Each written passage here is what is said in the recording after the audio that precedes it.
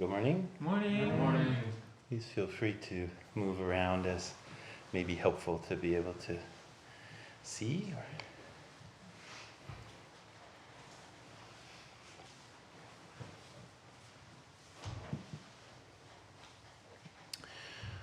So last week I started to speak about the freedom of generosity, and I was connecting part of that talk, or the starting place for that talk was related to the Obon festival that we had the pleasure and the honor of participating in with Zen Shuji in Los Angeles.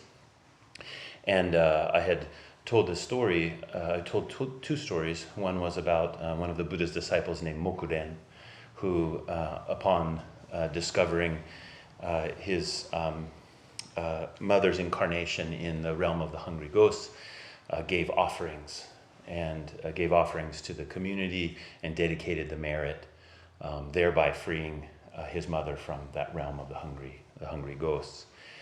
And then I also told the story about a previous incarnation of Jizo Bodhisattva, in which she had a difficult mother who was reborn in a hell realm, and through the offerings that she gave, her mother and all the beings that were there in that hell realm were freed. And these stories are integral to the foundation of the practice of the celebration of the festival of Obon, which is happens throughout the Buddhist world, but is particularly in Japan, really central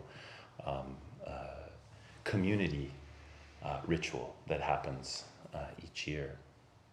So from that starting place, I wanted to talk a little bit about this practice of offerings, about the practice of generosity, which is the first of the paramitas.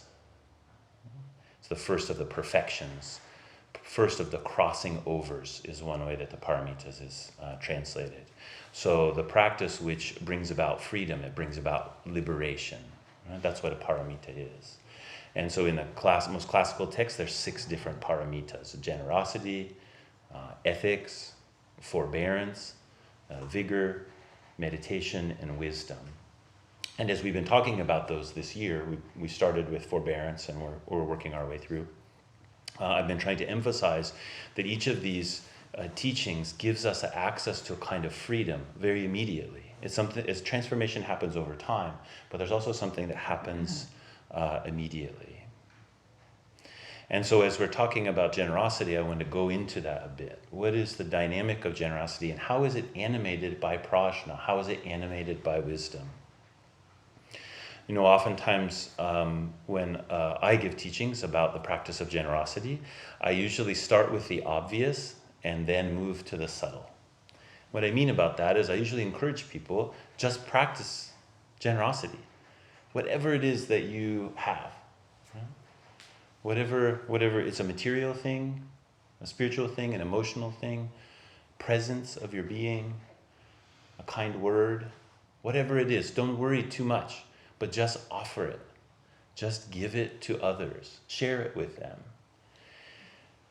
Take what you can see as being an offering, and make the offering.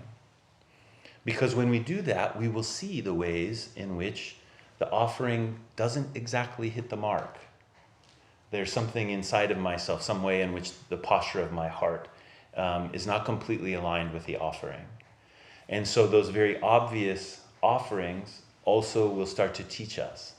As we give the offering, we start to see, there's a more and more subtle teaching inside of this generosity, which will come about from just enacting what is obvious, or what feels obvious to us. Okay? To let prajna teach us, we make that offering. In this case, we can say prajna is like no place to stand. There's no place to be protected. I've been talking about the tree and saying the tree is not the tree. That's why it's a tree. Right? So the tree not being a tree, that's what we activate when we give an offering, when we give a gift. Right? We overcome the boundedness of our mind. And as we do that, we'll see all the ways in which we're not overcoming the boundedness. So that's usually the way I talk about it. Right? But last week I wanted to start a different way. I wanted to start speaking from the subtle and then move more towards the obvious. Right? And talking about dedication of merit is one of the ways in which we can talk about the very, very subtle quality of making offerings. It's not just like, oh, I have this thing, I'm going to give it to you. Right? Although that's the gross form of it. There is a very subtle quality of mind, a very subtle practice, which is enacted through the dedication of merit. Through chant. The way we mostly do that, we offer incense, we chant, and then we say we dedicate the merit to. Right? The reason I wanted to talk that way was because we had been talking about dedication of merit, but also because it's so easy to get caught up in the outward appearance of things. That just seems so fabulously obvious. And like I forget it every second. Right? So easy to get caught up in the outward appearance things. In Buddhism, we call that means being caught in the marks. Right? Everything is identified because it has a certain marks. It has a set of attributes, which when you see those attributes, you say, oh, I know what that is. Generosity looks like this. Generosity looks like I gave a Cliff Bar to somebody who was on the corner. Right? That is generosity. I'm not saying it's not. But we get caught in the outward marks so easily. So a lot of Buddha's teaching is telling us, don't ignore the marks, don't ignore the attributes, but don't simply be caught in the attributes. We have to find a more subtle realm of what's happening there. That's one of the things we're doing in meditation, right? We're saying, okay, let me throw off the attributes. Let me throw off the way in which I hold on to the attributes to think I know what I'm doing. Right? I'm going to let those relax a little bit. Right? Even to encounter my body, my embodiment. I can't even say I know what that is. I can't even say I know what the edges of that body are. Right? As I let go of the marks, I can actually feel what's present rather than just living in what I think is present. So being caught in the outward appearance of things, the marks of generosity, it can be difficult to find the subtle or to find the heart of generosity. We may be doing great things, I worked at North Eugene High School for a long time, and we were doing lots of reform effort. It was really great and inspiring. And Bill Gates gave us like $10 million or something. It was great, I have a bone to pick with Bill Gates about some things, where'd you get the $10 million and who are your workers and all these sorts of things. But it was great. We had $10 million. We could hire people to do work that otherwise was very difficult to get done. The outward mark of generosity, giving $10 million, is wonderful. But does it translate to the heart of generosity? This should be, our concern. And so I so appreciated last week when Reiko brought forth her sense of difficulty with the word strength. I had used a quote by Dogen Zenji in which he's talking about generosity. He said, generosity is to simply share our strength with others. And she said, that word just makes me nervous. I don't like it. It seems gendered. It seems about how can I make things happen. What about the part of generosity which is sharing our weakness? What is about the part of generosity which is not about me moving forward to do something? What about that part? So she and I had a good chance to talk about that a bit and to try to uncover some things there. It was very profound for me and important. I went and looked at the character for strength that Dogen Zenji used. It's a very simple character, just 2 lines in the Chinese characters, and I found something really interesting. All of these characters, just like in English, if you want to know a word's origin, you can go and you look at the etymology. Is that right? Yeah, you look at the etymology and they'll say like, oh, in Old German people said this, and in Latin they said this, and then there was the old Nordic influence, and you can put a word together. Well, what's really fun with Chinese characters is that you trace those same roots visually. Right? So there's a shape in the character which mostly is completely incomprehensible to you in its modern form, but you can trace back those shapes. And for many of the characters, you can find the origins of how did that character come about? What was the pictograph that was underlying it? What were people imaging? What was the image that they were holding that then led to a certain shape that carried the meaning of what that image was? It's quite a, I would say, the core beauty of what Chinese language brings to us as a writing is so rich. And I found this interesting thing. The standard character etymology is that that character came from the muscles in your hand when you're performing work. The old character looks kind of like it's just sort of like this. Kind of looks like a rake, okay, which I'll come back to in a second. And so the standard etymology is that it's someone doing some work with their hand and you can see the creases of the muscles, right? And that's what strength, that's where it came from. But I have a dictionary which is by someone who spent a lot of time on this work, and this scholar says that's not right. That actually the origin of it, many people think it's the strength of a hand, but that shape wasn't the strength of a hand, it was an agricultural implement, like a hoe, kind of something between a hoe and a rake, that would be used for tilling the earth to bring about the fertility. You know, in a way, it's like a constant wounding of the earth to agriculture. So I thought this was very interesting, and it was related to this being caught in the outward marks. Strength. Right? Strength. The diligence to keep turning over the soil. To keep present with something that you can't control. Any of you who keep a garden or are farmers or try to grow anything, you know that you don't just make something grow. All the strength in the world that you bring to that is not what makes it happen. You have to bring diligence. You have to bring your commitment. But there's a force that's moving through there, which is not about you making it happen. It's about you cultivating. I thought this is important distinction. Does strength look like this? Yeah, sometimes.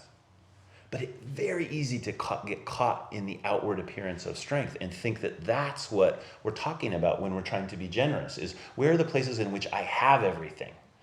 I've got it together. I'm not only talking about physical strength. Think about your emotional strength or your spiritual strength.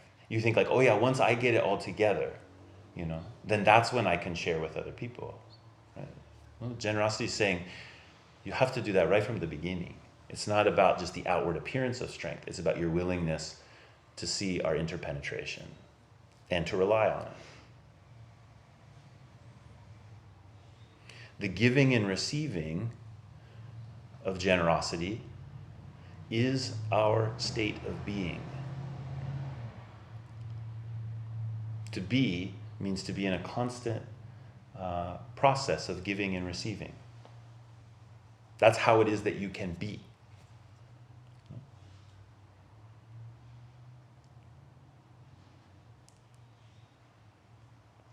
When we rely on that, when we rely on the giving and receiving, that's the practice of generosity. It's not that we bring our individual capacity to make generosity happen. It's that we rely on the very fact of generosity which makes our life possible. The unfixed, the dynamic, the living world in which you can't just carve out your place, but you are supported and you support.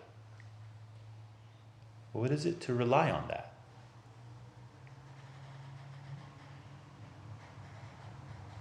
One of the places that I learned about this was when I was on pilgrimage. I think it's the first time that this teaching and practice of generosity really sunk in for me. I was in my early 20s, maybe 23, 24, and I was on a pilgrimage on the island of Shikoku in Japan. This was before I became a novice priest. It was actually what led to becoming a priest, I would say. And this is a long pilgrimage, about 1,000 miles around the edges of Shikoku. It's a beautiful, beautiful place. I highly recommend it. It's been going on for about 1,000 years, and everyone can join in different ways. My walking partner, Kip, and I, we walked the whole way, and we slept outside. That's kind of the most hardcore way to do it, you know. But you don't have to do it that way. You can take a bus. Some people are on bicycles. Some people are on motorcycles. Some people even hire someone to walk for them. And so there's some professional walkers who will walk around with the scroll or the book, and they get all the stamps at the temples and everything. Anyway, I love that about it. At first, of course, you know, I was like, oh, these people aren't real pilgrims. You know, we're walking and sleeping outside, and we're the real pilgrims. And then you see somebody in a walker, like, going to the temple, and then you're like, what an idiot I am, right? And then they get on the bus and they go the next thing, you know. It's like, and then we heard one story, this is a little digression, but indulge me. We were talking with one woman who had given us an offering, and she told us a story about when she was a child. She was 7 or 8 years old, and her grandmother was blind. She grew up there on Shikoku, right on the pilgrimage path, and she said that it had always been her grandmother's dream to walk the whole pilgrimage because she was, you know, very busy. I think she was a farmer, and they couldn't take the time to walk the pilgrimage, but they were always giving offerings to pilgrims who were coming by. And so before she died, she really wanted to walk the pilgrimage, but she was blind, and she was, you know, up there in age. And so her mother, the mother of this woman who was talking to us, the grandmother's daughter, said, go with her. And so she said, I've walked the pilgrimage when I was a child. I was my grandmother's eyes. You know, as she handed us a coin, you know, and said, please. And she was participating in the pilgrimage by giving us some support. Not because we were so great, right? But because she knew that the walking of that pilgrimage, the maintaining of that circle, is vital to her life in the Dharma. And one day we were walking along. This is just broke me open in so many ways. We were walking along, and in your pilgrimage, you usually keep a little bell, and so as you're walking, the bell will go, and it has a couple different reasons for that. One is a very spiritual type of reason. It's calling something out. It's like a prayer that travels with you as you're walking. Another reason is to put some sound out so that you don't scare animals. Some of the animals you don't want to scare because you just don't want to scare them because that's mean, and some of them you don't want to scare them because they'll mess you up. Like the bears on the island are a little bit tough, and there's this kind of snake called a mamushi. It's the toughest snake I've ever met. Growing up in Oregon, you know, we have gardener snakes, right? They're pretty chill, and they'll hang out with you, but pretty much they're like, mamushi, if you run across a mamushi, it just stops. It's not very big, it's about this big. They'll just stop, and they'll look right at you, and they'll say, come on. And they're super, super poisonous. So if the mamushi can hear you before you arrive, or that's better, right? So it has that kind of meaning. It also has the meaning to call a little bit of attention to the practice of the pilgrim, so that people can participate in the pilgrimage, right? Their generosity is called forth. The generosity of the pilgrim walking, putting aside everything in their life and walking with their feet, and then it calls forth the generosity of the community that wants to support that activity. And so we were walking down the road, and I had a little bell, and had a little bell, and they're ding, ding, ding, ding, ding. And the simultaneity of it is what threw things open so clearly for me. We were walking, and I looked over, and there were some farmers there in the field, and they were three older women, and they were digging potatoes, like sweet potatoes, which is a very common crop in that area, and one of the women, it was like as she was pulling the potato from the earth, right? She just stood up. Just as I was looking over, she's just standing up. She didn't like take some out of the basket or kind of look around a little bit. There was none of that. She just stood up, and she walked over to us, and she just, you know, handed us, I don't know, it's maybe 4 or 5 sweet potatoes. It was early on in the pilgrimage. I had never really experienced receiving offerings in a formal way. Of course, I had received offerings forever from all kinds of places, but this is the first time it was explicit. I knew why she was giving us those potatoes.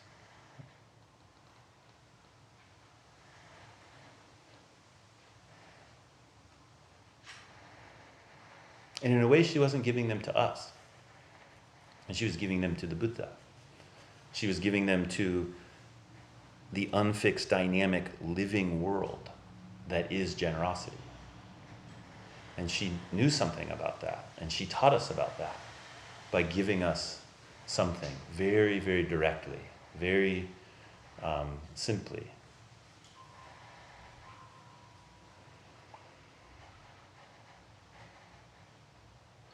So how do we cultivate that kind of reliance, that kind of mind, that kind of heart?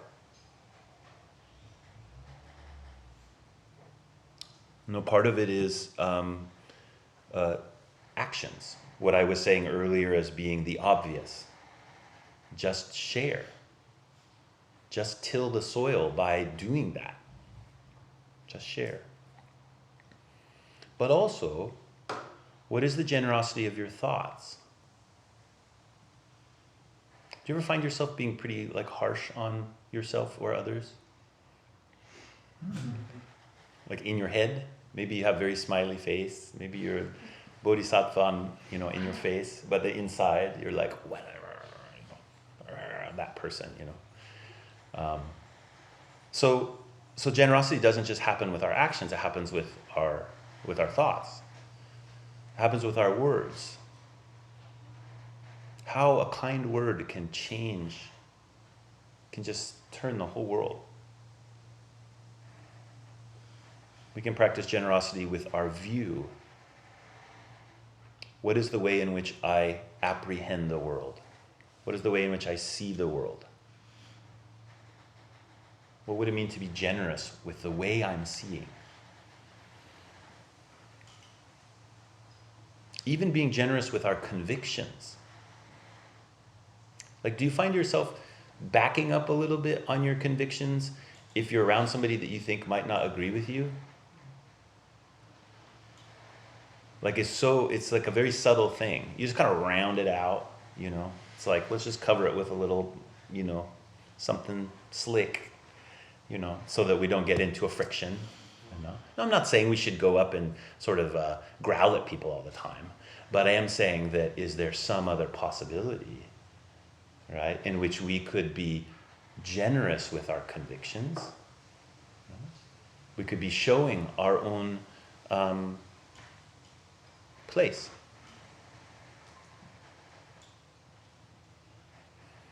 And as we should cultivate all of those things. But I'd also like to point out those are all things to do. Those are all how can I enact something? Right? How can I do? How can I do? How can I do? I was trying to find out the antonym for hero, and I found out something really interesting. If you look up hero and you look for an antonym, they're the opposite word, they're all negative. Isn't that weird? Mm-hmm. Strength, field of generosity.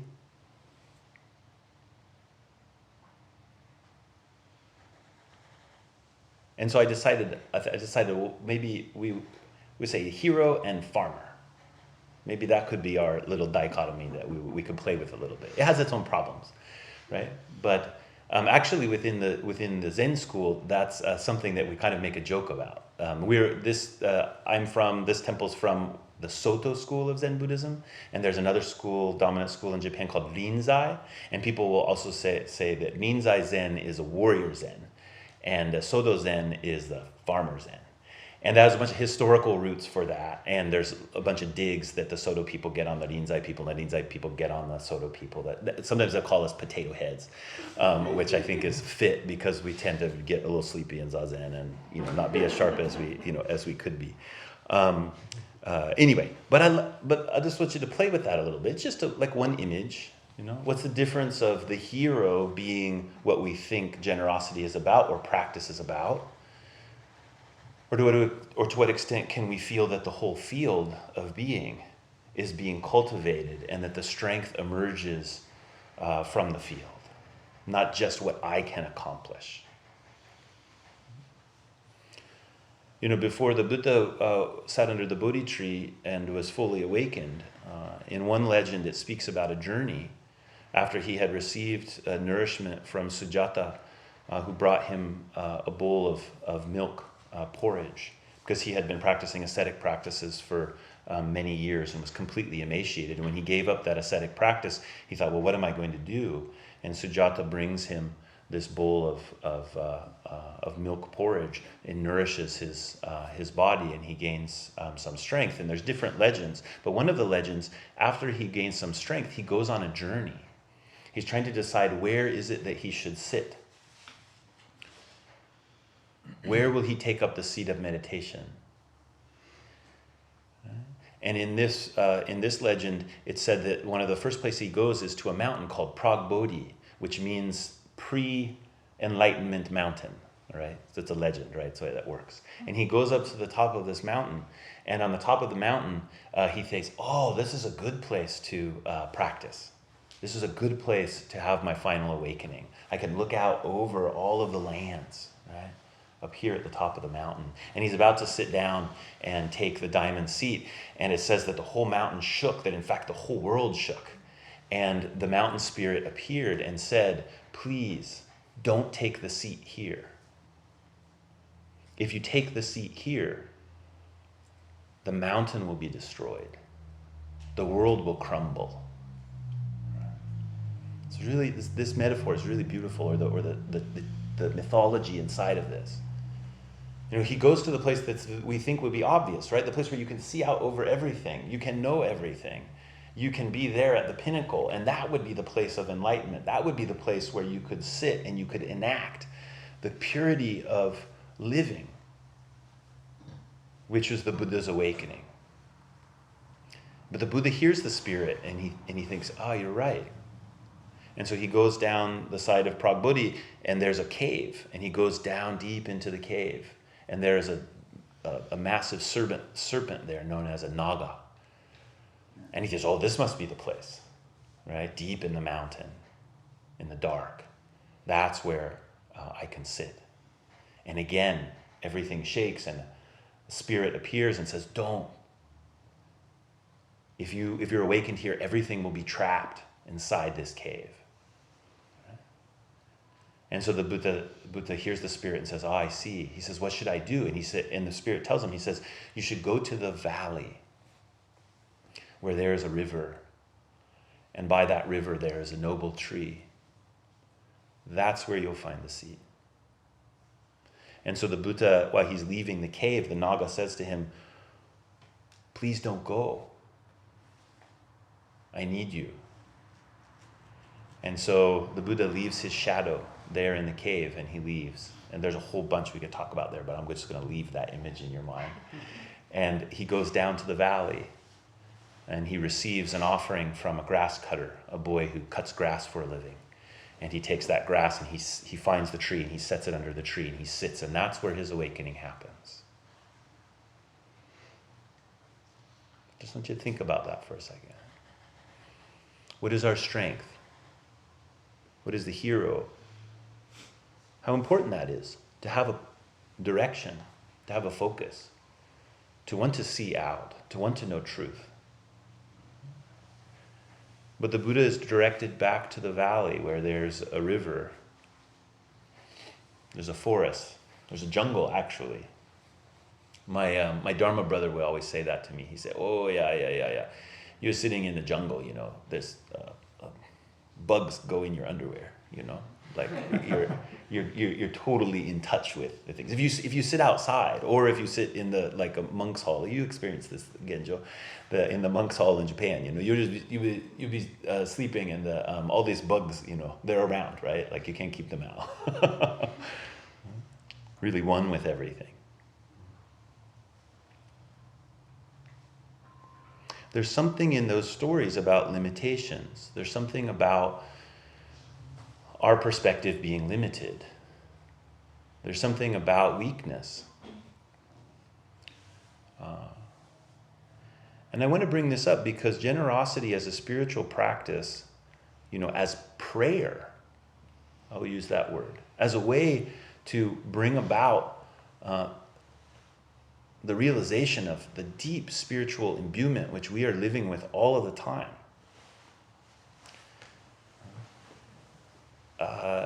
We have to do that from our place of limitation. The offerings arise from limitation. They don't arise because we know everything, or we have everything, or we are everything, right? Or we've got it all together. Think about Mokuren.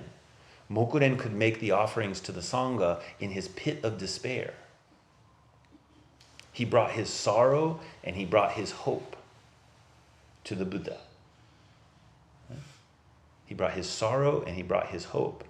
And the Buddha said, make offerings. He didn't say, oh, that sorrow and hope, that's a problem, right? That's weakness. You need to buck up, find the strong part of yourself, and put that forward, right? He said, no, your strength is in your capacity to realize generosity. That's where your strength lies. And so do that. That's what gets people out of the hungry ghost realm. That's what gets people out of hell. The Jizo Bodhisattva is the young woman. The same thing.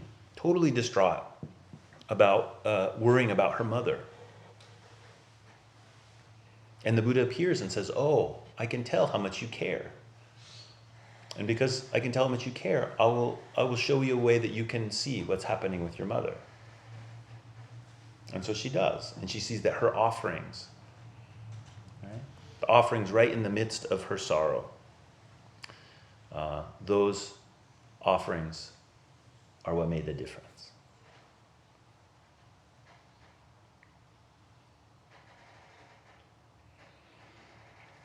So the subtle, is not just about good effects. Right? It's not about if I give this person something that they need, now they have something they need, isn't the world better? That's one layer, but it's a pretty external layer. And we get caught in the outward marks of generosity there. We can look at a deeper level in which generosity is a return to wholeness. It's a return to being. It's a return to aliveness.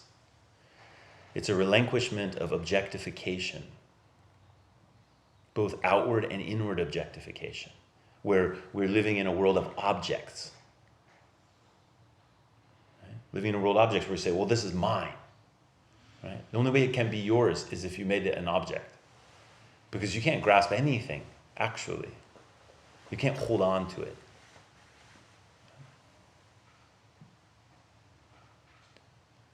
And so in that relinquishment of objectification, outwardly and inwardly, we return to a miraculous wholeness, which is generous.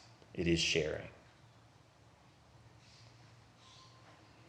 Now, I'm not talking here about piecing out, right? I'm not talking here about just kind of like giving up or just going along. That's not what I mean about generosity. I mean, it is the force which animates our being. It takes conviction to rely on generosity. To be generous. To give fearlessly. To receive fearlessly. I didn't say to give in the absence of fear. Or to receive in the absence of fear. To be fearless is to feel the fear and to rely on the underlying truth regardless. Now, to finish this up, I want to go back to the tree that I've been speaking so much about when we're talking about wisdom. That this formulation of a tree is not a tree, therefore it's a tree. Right?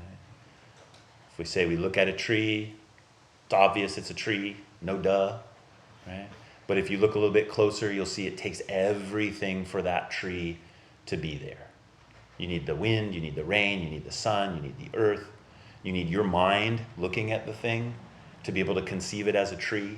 You need the bugs, you need everything. Everything's involved there in that tree.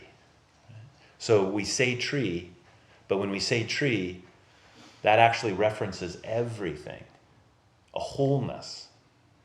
And the outward attributes of the tree sometimes get in our way of the tree because we just hold on to the two-dimensional object of tree rather than the totally alive, unfixed, dynamic tree.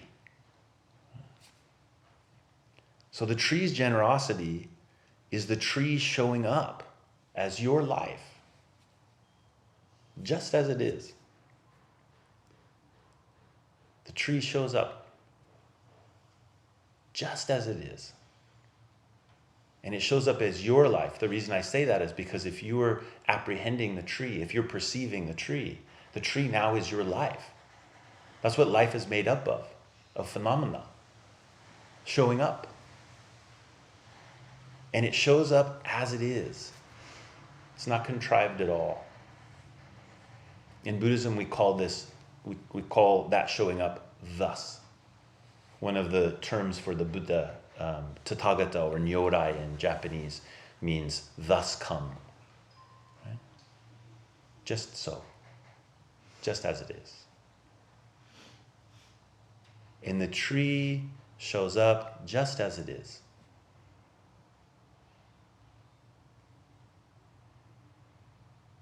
And that allows you to be just as you are.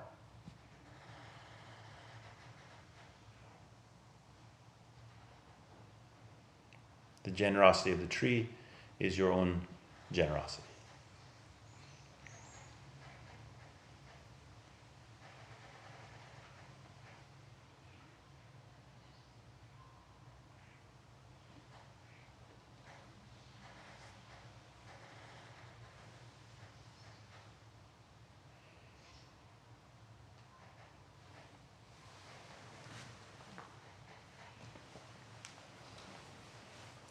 We have a few minutes if there are any questions or comments. If you're online, you can just jump in. If you're in here, you can gasho and the jisha will point the mic at you. And if you're outside and like to ask a question, if you just can come to the engawa, right outside the doors here, and then the jisha can point the microphone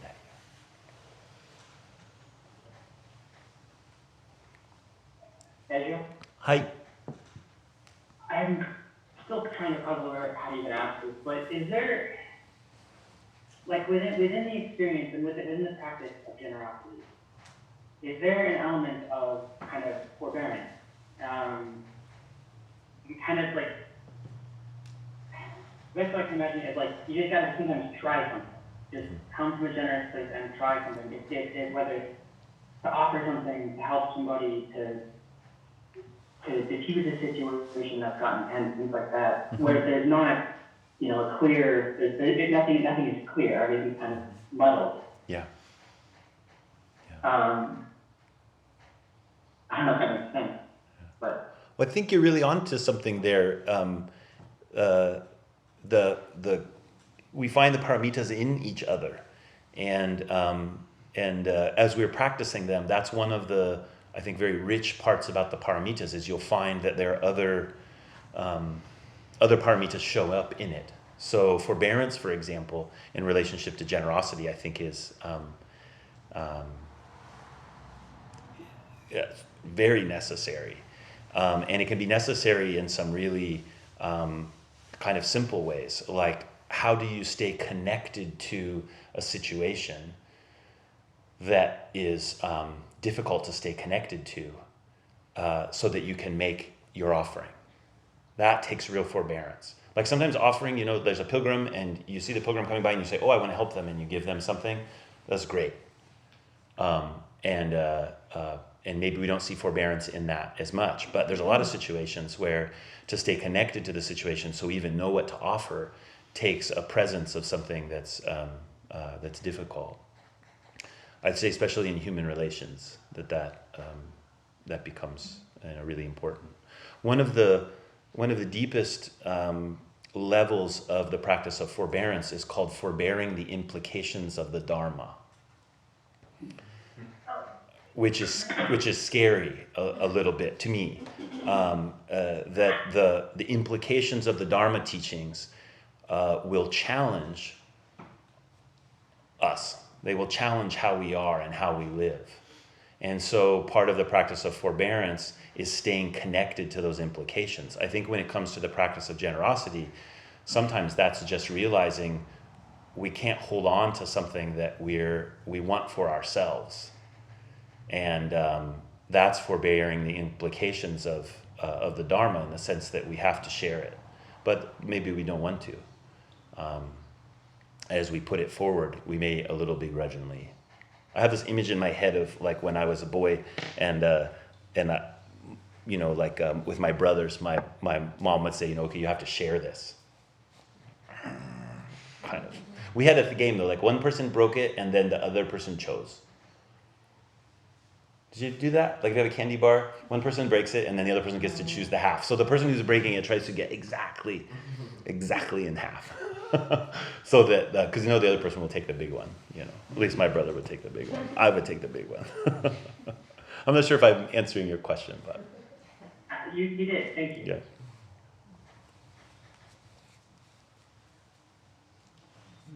Not sure I want to do this, but I'm thinking what you're saying about anti-heroes. And I think this is a kind of generosity that maybe we don't always realize or think about as generosity. And the quality of the give and take in the world we live in. So I'm thinking of when things come up and my experience in the world and the ability to step back and to accept loss and to kind of accept a problem or the risk involved in things being as they are, and that's not going to be cured. It's the world we live in, and how that can form a basis for trust and conversation, like in context of what a situation involves. So, and even if I'm asked, to bear more of a burden than perhaps is mine, it still can be a very positive thing as opposed to the many ways of escape that we have that don't get at the problem. So this very simple shift in perspective in how we relate to each other, especially in the world where sometimes people are not as aware as we are about the possibilities of generosity. Also working it out inside so that you know when a problem is there and you can do something real or offer something real to solve the problem, or at least suggest that the problem can be solved. So anyway. Wonderful, thank you. It's a quote that was going off in my head that I think usually maybe isn't heard the way that you were just presenting, but I think is a much profound, what you're presenting is a much more profound understanding of this quote, again from Dogen Zenji. He said that gain is delusion and loss is enlightenment. And a way that oftentimes we just think of being enlightened or getting better on the spiritual path or understanding more deeply is always a move forward. It's like a gaining something. And he's saying, no, it's also like losing something. But what I hear in what you're saying, what feels more profound to me is that the loss also gathers the world in to you. That the acceptance which comes from the embracing of that loss is not weakness in the sense of like fragility. It's actually a deep well of how we can encounter the world with real wisdom. Thank you.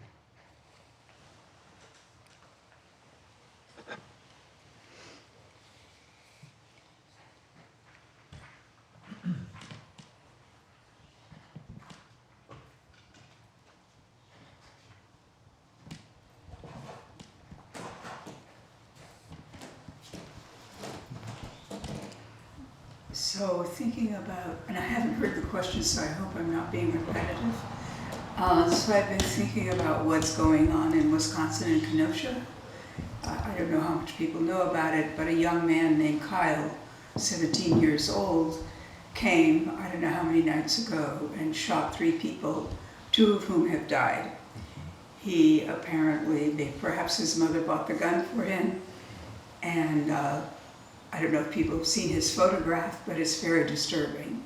So when we, of the last 2 weeks of talking about dedicating merit to Hungry Ghosts, so I feel very challenged. It's not that I don't feel compassion for this person but it seems to me in our own time, plenty is happening in which we might be dedicating merit to what seems like, I don't know about being a monster, but certainly monstrous, causing or monstrous actions. So this has been running around in my mind. So, have you been dedicating merit? No, I've been thinking about it. Yeah. I've been thinking about it every day. Yeah. And the other morning it was stronger, but I was still thinking about Cody, and but no, I think about it, but I haven't actually stood in front of my own little altar and done it. Yeah. I mean, that's the, it can be very challenging. Sometimes people will put a name on the merit list. That's very challenging. Well, I thought about doing that with his name, but I haven't done it yet. Yeah. Yet. I think you're very close. Yeah. Yes. And what I want to highlight in this is that it is difficult,